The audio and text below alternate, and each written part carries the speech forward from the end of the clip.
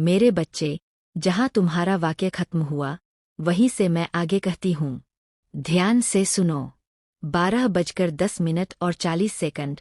तुम किसी की जरूरत नहीं, तुम किसी की नीति हो।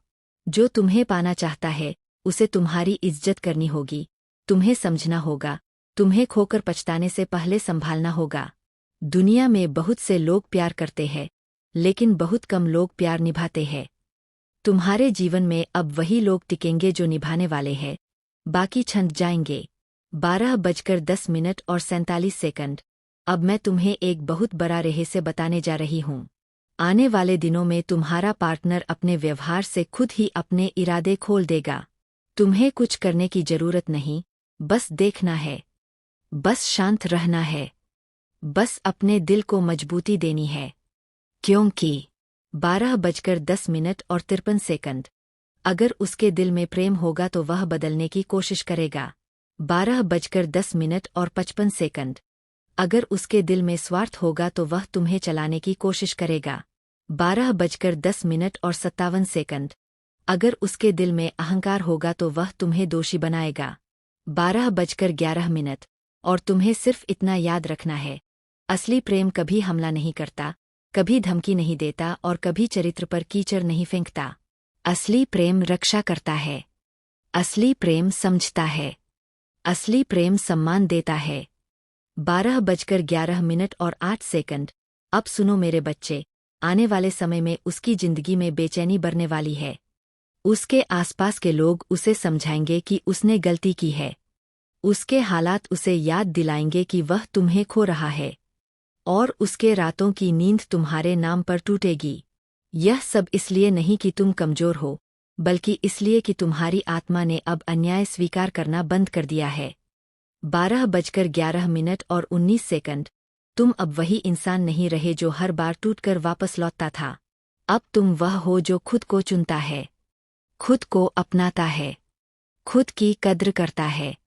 और मेरे बच्चे, यही तुम्हारा सबसे बड़ा हथियार है, आत्मसम्मान। 12:11 और 27 सेकंड। याद रखना, प्रेम जीतने के लिए नहीं, जीने के लिए होता है। और अगर किसी रिश्ते में सिर्फ संघर्ष, अपमान, शक, रोना, दबाव और नियंत्रण बच जाए तो वह प्रेम नहीं, यातना है। और मैं तुम्हें यातना से बाहर निकालने आई हूँ।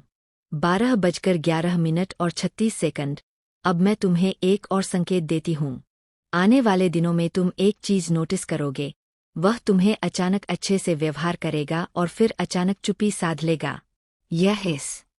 मैं माँ काली हूँ। आज मैं तुम्हें सिर्फ अपने पार्टनर के बारे में नहीं बता रही, मैं तुम्हें तुम्हारे भाग्य के बारे में बता रही हूँ। क्योंकि जो होने वाला है वह सिर्फ एक रिश्ता नहीं बदलने वाला, वह तुम्हारी आत्मा की दिशा बदलने वाला है। मेरे बच्चे, बहुत समय से तुमने एक ही चीज महसूस की है, अधूरापन।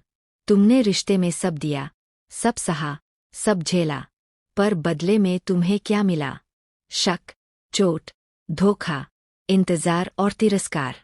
यही वजह है कि तुम्हारा दिल अब पहले जैसा नहीं रहा। अब तुम्हारे भीतर क्रोध नहीं, आग है।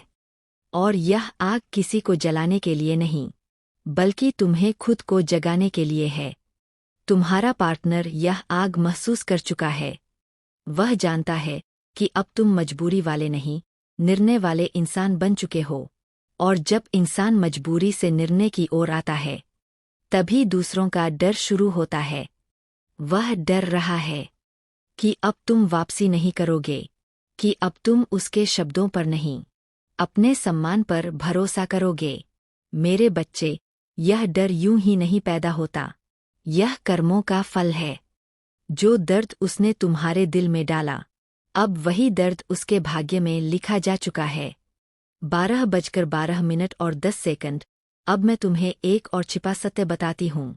तुम्हारा पार्टनर जितना तुम्हें खोने से डर रहा है, उतना ही वह अपने स्वीकार से भी डर रहा है। क्योंकि अगर उसने मान लिया कि वह गलत था, तो उसकी सारी घमंड की दीवारें गिर जाएंगी। घमंड, यही सबसे बड़ी बीमारी है। यही बीमारी रिश्तों को तोड़ती है, इंसानों को खाली करती है और आत्मा को असंतुलित करती है।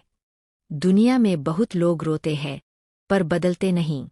बहुत लोग माफ़ी मांगते हैं पर सीखते नहीं। और बहुत लोग प्यार जताते हैं पर आत्मसम्मान नहीं देते। तुम्हारे पार्टनर में यही तीनों कमी थी। वह रोया भी, उसने माफ़ी भी मांगी, प्यार भी दिखाया, पर क्या उसने सम्मान दिया? नहीं। यही अंतर समझना जरूरी है मेरे बच्चे, क्योंकि प्यार बिना सम्मान के सिर्फ लत है और सम्मान बिना प्रेम के सिर्फ दूरी। 12:13 और 45 सेकंड। अब तुम्हारे जीवन में जो हो रहा है वह साधारण नहीं है। यह आध्यात्मिक परिवर्तन है। यह कर्मों का संतुलन है। यह न्याय का समय है। तुम्हारी आत्मा सालों से कमजोर थी क्योंकि तुमने दूसरों को खुद से ऊपर रखा। लेकिन अब तुम्हारी आत्मा ने तुम्हें झकझोरा है। वह कह रही है, बस अब बहुत हुआ।